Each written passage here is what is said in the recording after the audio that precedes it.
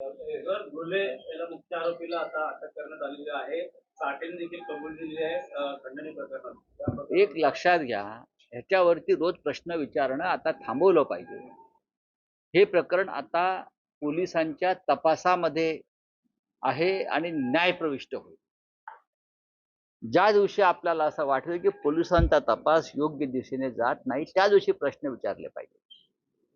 पोलिसांवरती जनतेचा दबाव आहे, विरोधी पक्षाचा दबाव आहे. पोलिसांनी किंवा सीआयडीनं आतापर्यंत केलेली कारवाई, मला असं वाटतं त्याच्यावरती आपण विश्वास ठेवला पाहिजे. रोज उठून नवा प्रश्न विचारायचा, पोलीस तपासामध्ये बाधा येईल असं आता काही दिवस करू नये. जर प्रकरण आपल्याला हे योग्य दिशेने न्यायचं असेल, गुन्हेगारांना खऱ्या गुन्हेगारांपर्यंत पोहोचायचं असेल, तर मला असं वाटतं की बीडमध्ये आता सुरेश धस पुरेसे आहेत. सुरेश धस यांना देवेंद्र फडणवीसांचा आशीर्वाद आहे.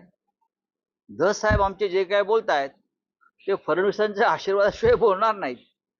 तर जे काही त्यांचं चाललेलं आहे, याचा अर्थ असा आहे की देवेंद्र फडणवीस गृहमंत्री यांना सुद्धा बीडमधला हा दहशतवाद बंदुकीचं राज्य मोडून काढायचं आहे. ज्या दिवशी मला वाटेल, आम्हाला असं वाटेल यात काहीतरी पडद्यामागे वेगळं घडतंय, त्या दिवशी आम्ही पुन्हा एकदा या प्रश्नाला वाचा करू. बीड किंवा परभणी या विरोधी पक्षातले सगळे नेते त्या ठिकाणी गेले, भूमिका मांडल्या, पण एवढे दिवस हे घडतं आहे. उद्धव ठाकरे नाही, भूमिका मांडणं म्हणजे काय असतं? नाही, तुम्ही जे म्हणताय तिथे जाऊन भूमिका मांडणं, राजकारण करणं यापेक्षा तपासाच्या संदर्भात प्रश्न निर्माण करणं जे आम्ही करत राहिलो या राजधानीमध्ये बसून, ते महत्वाचं आहे.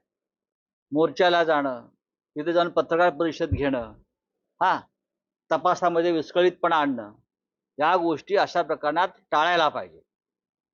परभणीतले सूर्यवंशी आणि बीडचे सरपंच संतोष देशमुख यांच्या हत्या दुःखद आहेत. त्यांच्या कुटुंबावर डोंगर कोसळलेला आहे आणि नक्कीच उद्धव ठाकरे लवकरच त्यांच्या कुटुंबांना जाऊन भेटणार आहेत. राजकारण करण्यासाठी नाही, दोघांच्याही कुटुंबांना जाऊन भेटतील. आम्ही वाट पाहत होतो पोलीस काय कारवाई करतायत, आरोपींना अटक होते की हळूहळू सगळे आरोपी अटकेत जातील. हे जेव्हा होईल तेव्हा आम्ही त्यांच्या कुटुंबियांच्या सांत्वनाला जाऊ, राजकारणाला जाणार नाही. शरद पवार आणि उद्धव ठाकरे हे आता एनडीए मध्ये जाण्याची चुरस लागली. आता आशिष म्हणतात. कोण आशिष देशमुख? कुठल्या पक्षात आहेत ते सध्या? आधी कुठल्या पक्षात होते? ज्यांनी 4 पक्ष बदललेले आहेत त्यांनी अशा विषयावर चर्चा करू नये. आशिष देशमुख यांना आम्ही चांगलं ओळखतो, तरुण नेते आहेत, पण ज्यांचं संपूर्ण राजकारण पक्षांतर करण्यात गेलेलं आहे त्यांनी या विषयावर न बोललेलं बरं. काल ज्या प्रकारे देवेंद्र फडणवीस आणि मी असं म्हणतोय, भविष्यामध्ये जरी आज सत्ता असली मोदी आणि शहांची, तरी एनडीएच्या कशा चिरफळा उडतायत ते पहा. काल ज्या प्रकारे सामनामध्ये देवेंद्र फडणवीस यांचं कौतुक तुम्ही केलं, सामना संपादकीय त्यांच्या गडचिरोली दौऱ्याचं, फडणवीसांकडूनही प्रतिक्रिया व्यक्त झाली आहे. त्यांनी आभार मानले, धन्यवाद असं म्हणतात. चांगला सामना वाचतायत,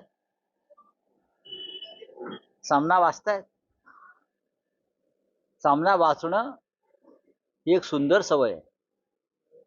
आणि जे सामना वाचतात, मग सत्ताधारी असतील, विरोधी पक्ष असतील, त्यांचे भविष्य उज्ज्वल असतं. सामना हा सगळ्यांचा आहे.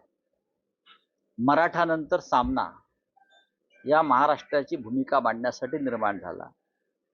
सत्य आणि असत्य काय आहे या भूमिका सामना घेत असतं.